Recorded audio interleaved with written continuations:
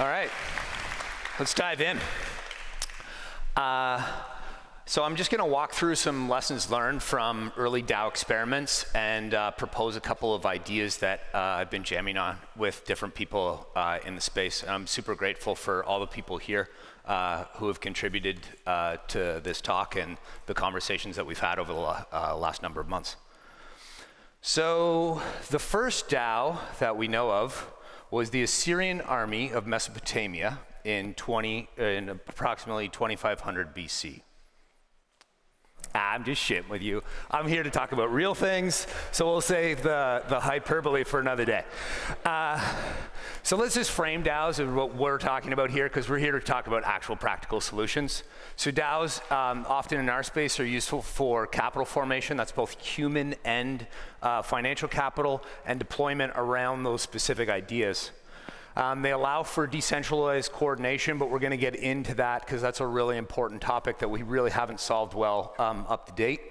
And a really interesting thing that I think that is very compelling about DAOs, a feature and not a bug, is that this amorphous structure, which allows for different levels of participation. Some people are super committed, others are more passive, and that's okay, and we need to design DAOs that allow for both. And then DAOs, one of the really amazing things is they can enable mission-driven organizations that transcend this binary corporate structure that we have of either for-profit or purely charity, and allow for companies and projects to be built that are mission-driven around a specific idea, but maybe not necessarily just for-profit. Maybe they're sustainable yet centered around a specific vision. And so the first DAOs that really had sustainable success, and that's an important component, is the Collateral-DAOs. MakerDAO and DigixDAO are two examples that I'll cite today. There are many DAOs. I can only take a small subset selection to draw some lessons from, and so these are two that I've followed from very early days and have been fortunate enough to participate in. A big early lesson was grandfathering in governance over time. So most DAOs have governance.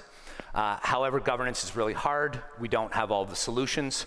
So certainly in MakerDAO, what we did was grandfather it in very, very slowly, where a core team was making decisions for quite a long period of time, but then sampling from the community to ensure that community feedback was actually coherent.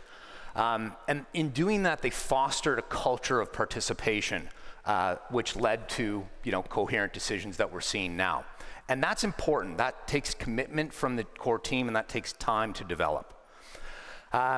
Another really important component of DAOs generally, and a suggestion here, is just being pragmatic about what we can have totally decentralized versus what needs to be centralized for a short period of time.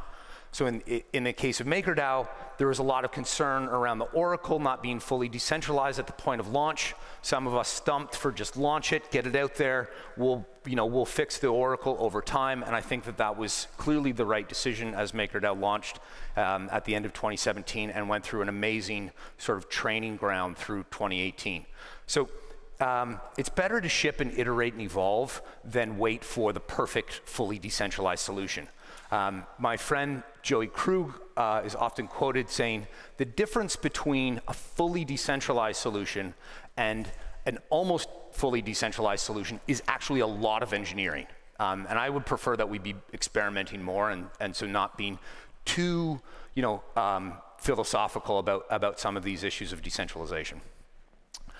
One thing I don't really like about MakerDAO specifically, I confess, is just the over-participation that's required by the DAO token holders. So every stability fee vote, you've got to move your tokens from cold storage into MetaMask and do the vote and then move back, and that makes for a pretty cumbersome experience for DAO token holders. I'd prefer that it be algorithmically set, and we just vote on parameters. We don't vote on the actual day-to-day operation. Day-to-day operation pushed down to functional teams. And then a very important solution to early DAOs has been using over-collateralization. It's a way that we can establish trust in parties that otherwise don't trust each other. It's a very expensive solution. So for example, MakerDAO today is about 20%, 20.5% stability fee. That's appropriate for risk-adjusted returns given the technical and market risks inherent. But what we see is that over-collateralization is expensive. And then lastly, you can drop that cost of over-collateralization if that idle capital is used in staking going forward. So next generation stablecoins, I think you'll see them stake and then be able to net that off of the stability fee or demurrage. Now we get into my favorite DAO that I often speak very nostalgically about. I'm sure many of you are familiar with the DAO. And some of the lessons learned from that experiment, which obviously failed quite catastrophically. One is that capital formation can often follow network effects. And the big lesson learned here is just that investors are herding animals, right? The first $1 million is an order of magnitude more difficult to raise than the next 10 million, which is an order of magnitude difficult to raise than the next 100 million. And it kind of follows a power law from there. An important thing that we saw was that core teams, and you're going to see this pop up over and over again with DAOs moving forward, core teams drive success far more than massively decentralized communities. We saw legends like Griff Green and the Gents brothers and Jordi Bellina emerge from this, and they've gone on to do great things from the lessons that they learned in the early DAO. The primary reason why the DAO blew up is we didn't reach minimum quorum on a very obvious measure, the moratorium. And it was kind of a Brexit situation where we all kind of went to bed thinking, oh, somebody else will vote for that because it's so obvious. And then we woke up and it hadn't passed. And a few days later, somebody had used one of those exploits and obviously taken down the DAO. The only thing that saved our bacon was delayed enactment. So there was that 2-week delay, and that was really, that gave everybody enough time to come up with a solution. And so, and we see delayed enactment in other DAOs moving forward. We'll see it in Polkadot, we'll see it in many different things. And so that's an important security measure that all DAOs should have. But for me, the big lesson learned was the amazing quality of the due diligence that the community was driving in those early days of the DAO. I contend that if the DAO had not blown up, today it would be the largest capital deployer in the space, and the quality of the due diligence that we saw from that community would have tempered the hype of the ICO craze in 2017, because you would have had to pass through the DAO for critical signal, and that would have meant real due diligence, which frankly we didn't see in the wake of the DAO. So another very compelling DAO project that I'm very fond of is Aragon. Aragon's actually a framework for building DAOs. It's a set of tools for building DAOs. There's about 600 DAOs that have been spun up on Aragon, with about 80 that are currently active. One of the things that I find most special about Aragon is that the team is deeply committed to the ideals of decentralization and Web3 and open participation. And I'm really grateful for the impact that especially Jorge has had on my own view on what DAOs should be and how they should be structured. And then they've got a fantastic set of apps and a huge app store that you can do plug and play and add to your DAO. So I would definitely encourage, as you learn more about DAOs, checking that out, and it really can help kind of formulate a specific framework. Now, big lesson learned from Aragon is, everybody talks about low voter turnout. But the real lesson here is not the low voter turnout that we see in the AGPs. It's the fact that the decisions are coherent even though it's really low turnout.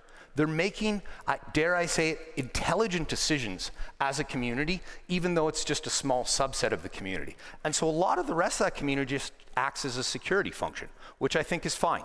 And that's great. And so in spite of low voter turnout, big thumbs up there. Curation is a huge part of this. So the forums, and again, a core team curating the conversation is an important component of arriving at these intelligent decisions. And then I'm very excited to see where they'll go with the liquid democracy component, delegation. And then obviously pseudo-anonymous participation has been a big part of their ethos, and I would say that a lot of the pseudo-anonymous players have actually made very good decisions. So then a huge trend this year has been the grant DAOs of 2019, Metacartel and Moloch and many others. Amazing innovation happening, and I'm really excited about this movement. Again, we see core teams drive success more than these wide communities. A lot of the participants in these DAOs are actually very passive. They're not participating in day-to-day operations. It's really driven by a few small people who, or not small people, but a few great people who are pushing things forward. And then one of the interesting things that I've observed is just the mix of coordination tools that are being used. So for synchronous communication, we're seeing Discord and chat, like regular weekly check-ins on Zoom, Telegram's very popular, things like that. For voting, often purpose-built apps. So Odyssey's built a great app for Moloch and for Metacartel. Commonwealth has built one for Edgeware, Humanity, and our node. So we're getting there on the UI, which was obviously that big problem with the DAO in 2016. And then, you know, your standard crypto social comms are a big part of memeability, generating awareness, so on and so forth. Again, we have a vast majority of people who are actually passive, and then a small core team, and then some people who are in between, kind of your once-a-weekers, your once-a-monthers, so on and so forth.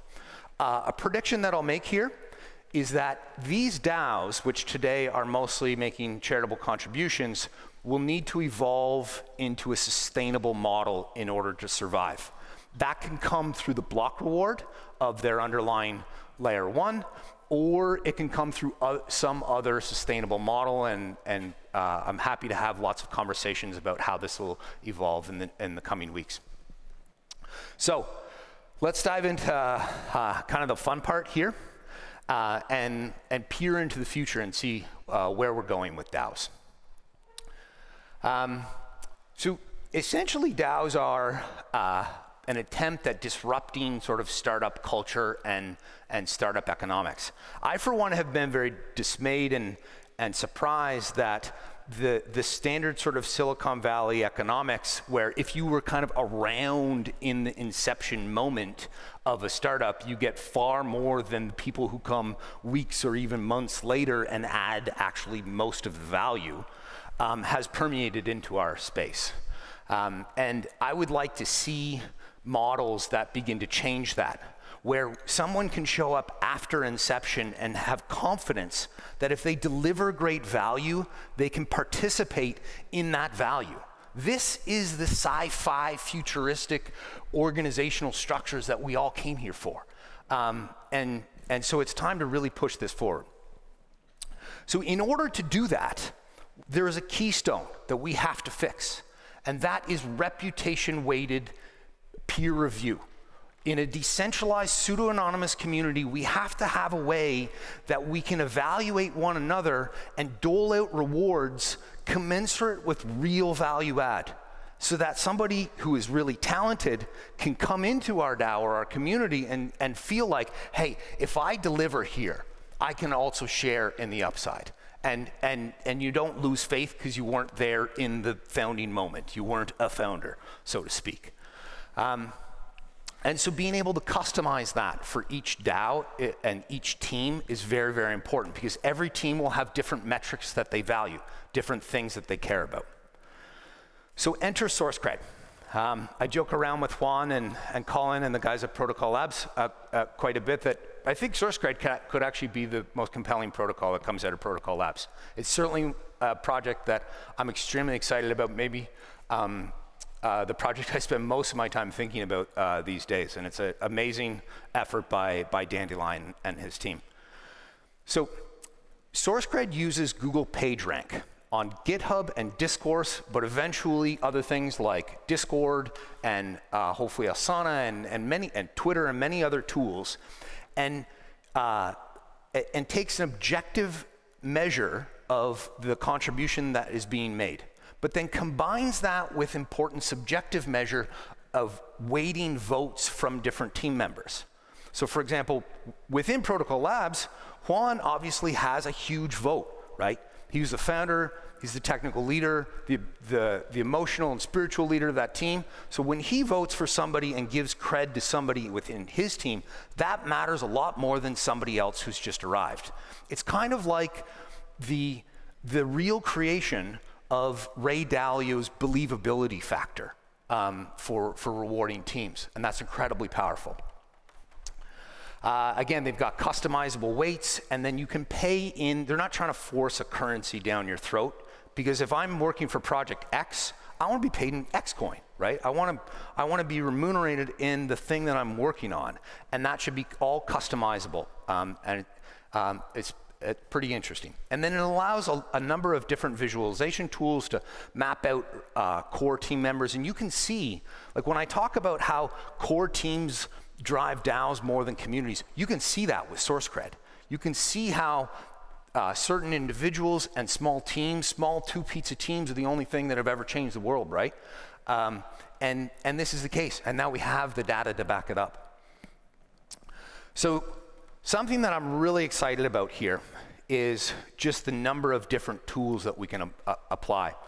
My favorite talk that Vitalik ever gave was at the Bitcoin Alliance conference in 2014, where he gave a talk on Ethereum that was entitled "Nothing New Under the Sun," and basically described Ethereum as just a collection of technologies and ideas that had already been created, starting with Merkle trees and rye stones hundreds of years ago, up until Nick Szabo with smart contracts. And I feel like we're hitting this moment for DAOs as well, that with all the tools that are out there, you don't need to recreate the wheel. You can just compose them together to make new, elegant DAOs. And that's the key here, is that DAOs going forward need to be elegantly designed in order to attract the best capital and the best people. So an important thing, because we have regulatory issues, and regulation, frankly, is beyond the scope of this discussion, but I'm happy to dive into those discussions over the course of this week. Come find me.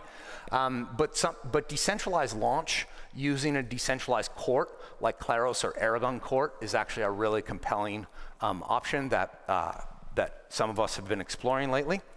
And then enabling unique financial tools is something that I'm really excited about myself.